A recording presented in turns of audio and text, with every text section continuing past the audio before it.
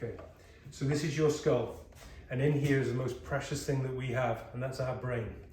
Our brain enables us to adapt to our world around us. When there is a traumatic brain injury, this distorts our perception of everything around us. Initially, it can knock us out, so we completely lose association and our relationship with the world around us, and when we come round, we can become disorientated. For some people, this disorientation may last a day or so, or maybe a week or so. For others, it stays with them for months and maybe even years. And some of my patients have had to retire from their work, their rugby, and various things because of the trauma this has caused. So within here, and covering this amazing thing called the brain, are membranes.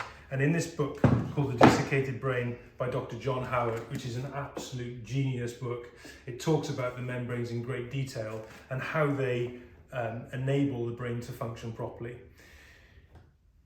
There is a bone within here called the sphenoid bone, and the sphenoid bone looks like a butterfly, and it articulates with all the cranial bones and has specific attachments of these membranes, which when they become distorted, and if this cranium becomes distorted, that stops the brain from functioning properly.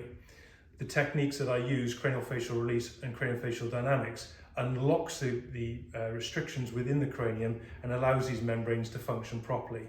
In doing so, it relieves tension on the brain becomes more buoyant within the cranial vault, and the healing process is then able to occur.